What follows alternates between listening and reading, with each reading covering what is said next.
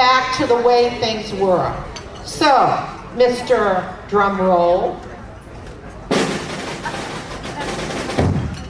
it's 1929. The stock market just crashed. The Dow Jones was at a high, all-time high, of 381. It dropped to 41. People jumped out the window. It was the end of the world, okay? So then, in 1932, the unemployment rate, if you can believe it, was 24%. And again, we have charts showing that. Now, things aren't great now. It's 8.3, but it's certainly not 24%, okay? And that was in 1932, and there are many people in this room that lived through that horrible, horrible time, okay? And then, it's 1933, and Adolf Hitler just became the German Chancellor.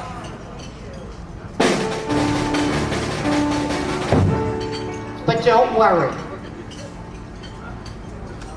because it's 1938, and Neville Chamberlain went to meet Hitler, and they signed an agreement, and you can go on YouTube and see this if you want, never to have war again.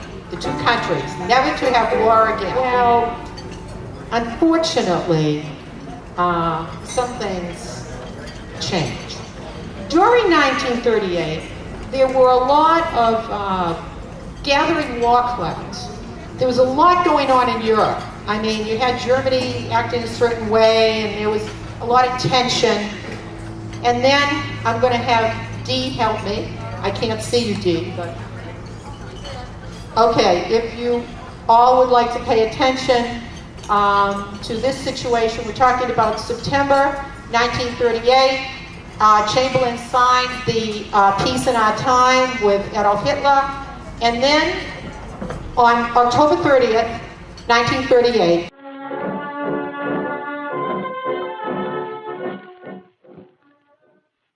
Ladies and gentlemen, we interrupt our program of dance music to bring you a special bulletin from the Intercontinental Radio News.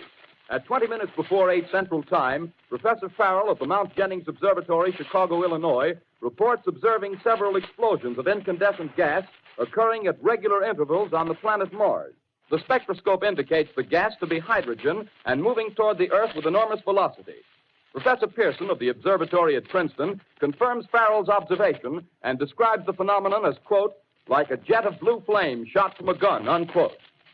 We now return you to the music of Ramon Raquello, playing for you in the Meridian Room of the Park Plaza Hotel, situated in downtown New York. Orson Welles' War of the Worlds. It kept on being interrupted, and then you had people really thinking that, in fact, we were being attacked by Mars. It's interesting what was going on in the world at that particular time and why people were so caught up in it. But if you go to YouTube and you read some of that, it's fascinating because people woke their children up and said, we're going to die, like we all have to die together and things like that. I mean, the whole country was basically in hysteria, but the reason was because we had such negative news that was out there, okay?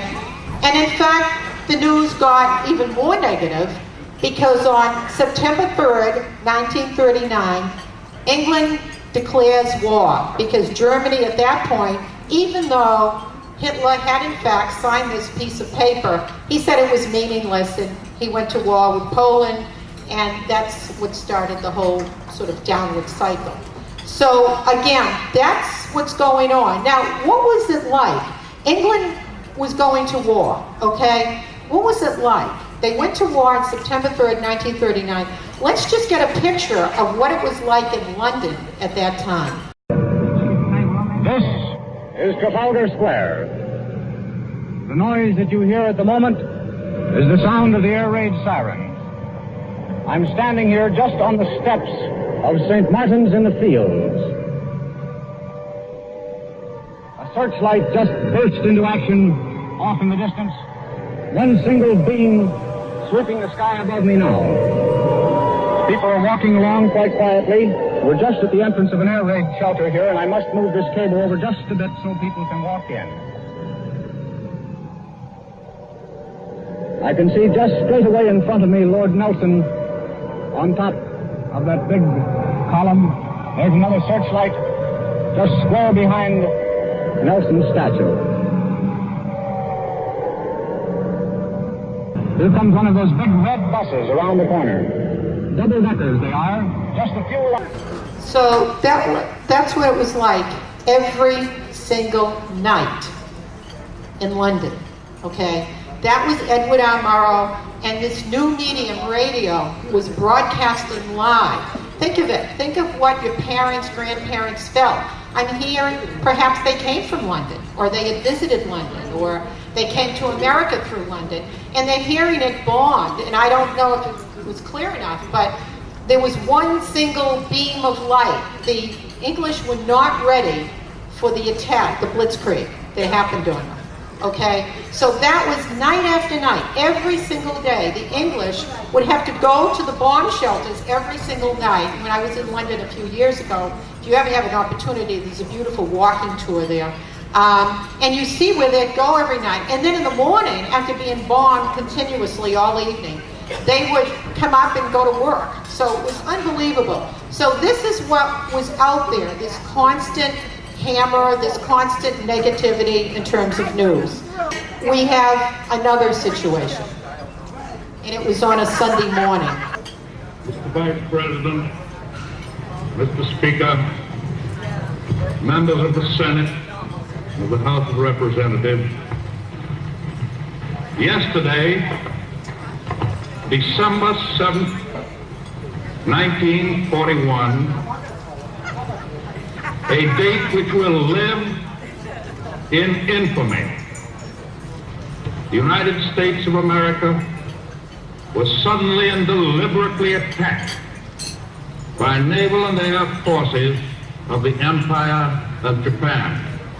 Okay, so we all know that was FDR, and December 7th was on a Sunday, it was a surprise attack. Many of you know the Japanese ambassador was in fact in Washington having peace discussions with the United States.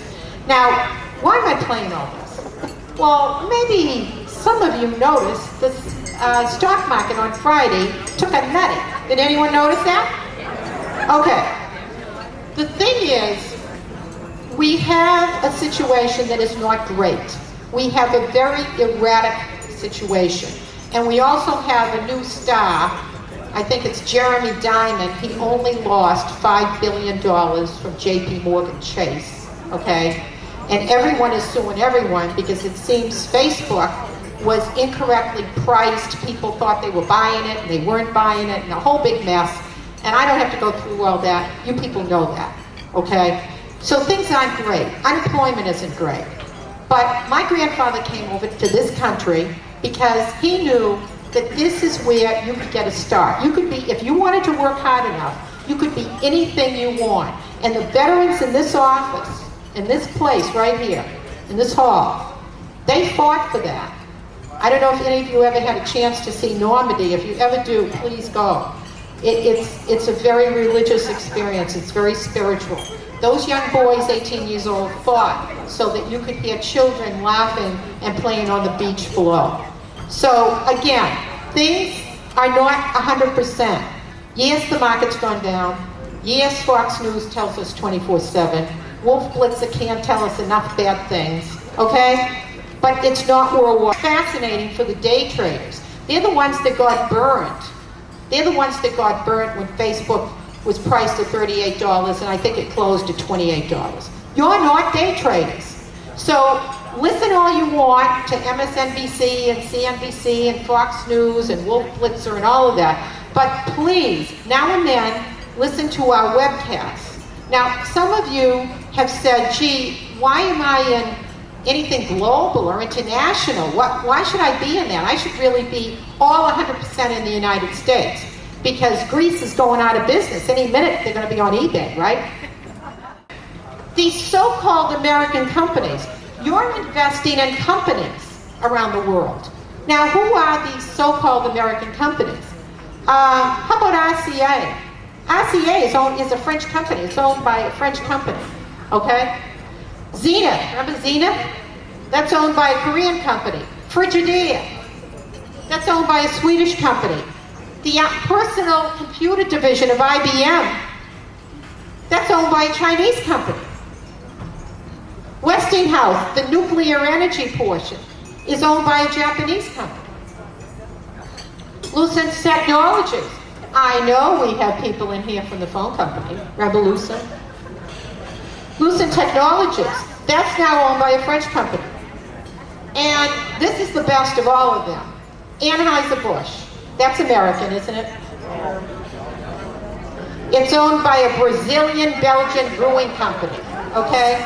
The thing is, people make money when the market goes down. That's when they make money.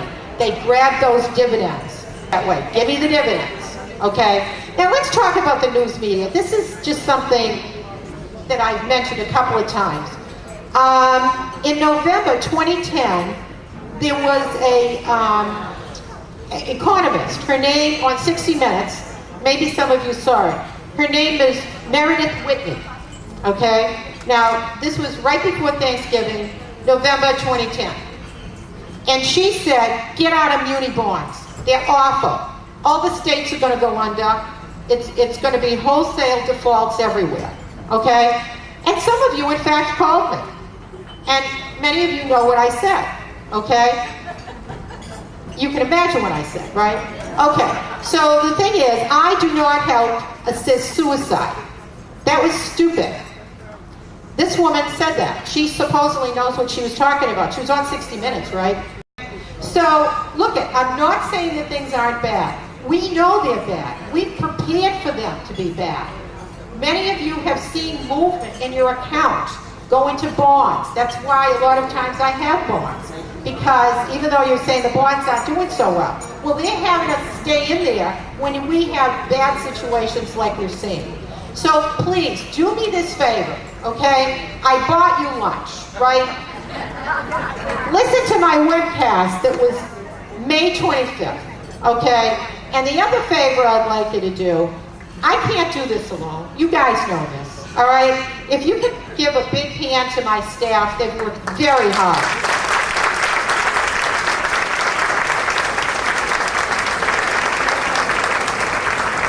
So thank you very much, and let the festivities begin.